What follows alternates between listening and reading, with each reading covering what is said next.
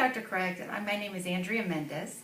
I am from West Virginia. My father was orphaned in Mississippi, made his way to relatives in West Virginia where he became the quarterback of a little football team in that small town, and he married the drum majorette.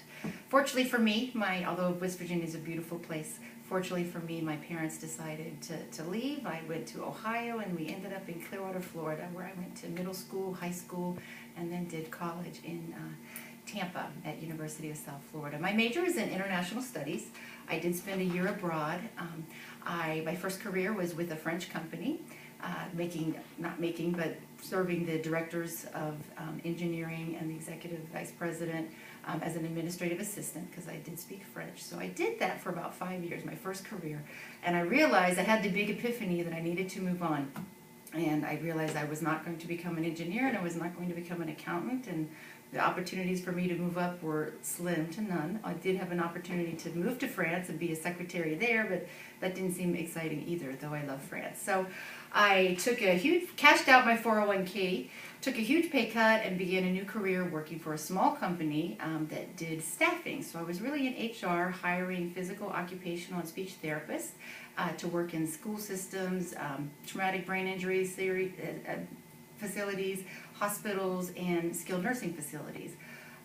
Enjoyed that, but about the same time that Michael Moore wrote Downsize This, I was downsized as the company was sold to Vincor, and we had redundancy. So I was redundant and got to sit around for a while, collect unemployment, and fill out every single page of what color is your parachute.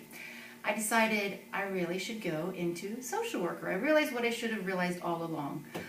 My capabilities, specific skills really, I've always been a person that loves to talk to people, listen to people. I'm the person in school that people always came to with their problems. And so I really kind of was a social worker at heart. When I say that my father was an orphan, that really is a strong part of my life. And now I'm, in my fourth career, really, I'm dedicated to working in child welfare. So currently, I'm the Director of Quality Assurance for the large community-based agency that serves the Department of Children and Families over Monroe and Miami. I love my job. I have the opportunity to learn every day. The skills that I found in the Skills Finder survey that we did echoed things I already knew about myself from the Myers-Briggs assessment. I even had to take the MMPI to work in the woods with juvenile delinquents. So I had to interview with the psychologist for that. So really what I found out with the Strength Finders was some things I'd already learned about myself. The strengths, according to that, are really empathy, positivity, connectiveness, and being a developer and a learner.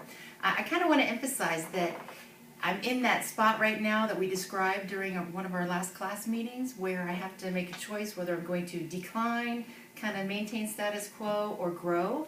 And I'm really, I'm just turned 40. I'm going to be 48 in a few days. My kids, however, I may have graduated from high school early and graduated from college early, but I'm certainly not going to retire early because my children are ages 7 and 9, and I've got to be in it for the long haul. So I've chosen the option of growth, really because of my aptitudes. I love to learn, I love to grow, I'm very curious about many things, and I chose the MBA program because it seemed to be an opportunity to learn things I didn't know.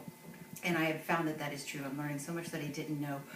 Folks in child welfare say, well, why don't you go to law school, or why don't you get your MSW? And the thought of going to law school was very unappealing.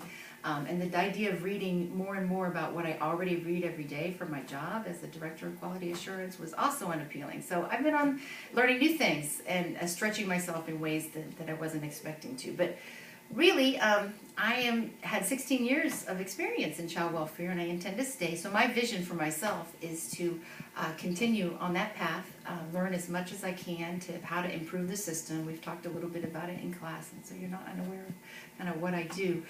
Some of the principles and values that I live by are just to be honest and to make sure that I hire honest people. It's very important to grow a team. Some of the things I'm learning in this class, and which I will use my textbook as a handbook, is really how to best develop teams.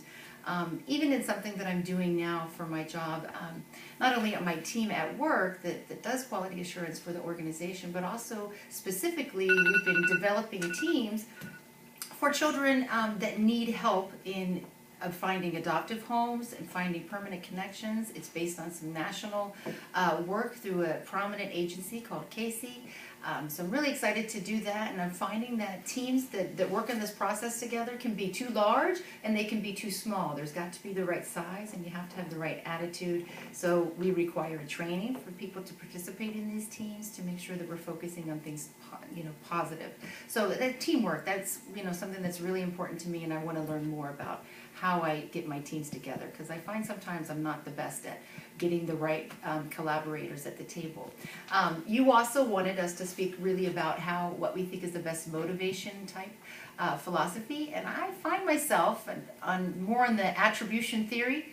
I really think that you're right when you described to us and did a skit in front of the class that if behavior begets more behavior. If you get somebody started, if you pick up that pen, that you get somebody to commit. I'm kind of doing an experiment right now with one of my staff. She's a little bit stuck and not interested in doing extra things, but because of vacations and all, I need her to do extra things. And little by little, I'm putting the option for her, so she is learning about it, and I'm getting some of that, what is the term some of that acceptance, I'm moving her more on the acceptance route. She did fine for a couple of days, and then the person she was filling in for came back, and she's going to have the opportunity again, so we'll see how it goes. I'm working your attribution theory at my office. There's one thing that I wanted to say too about the strengths. I mean, even though I said empathy, positivity, connectiveness, and being a developer and learner are the strengths that came out in the Strengths Finder, I find that sometimes my weaknesses lie in those strengths as well. For example, it's really important. I feel that I need help in learning to communicate in a story fashion and in a way that people will hear. I do want to break down some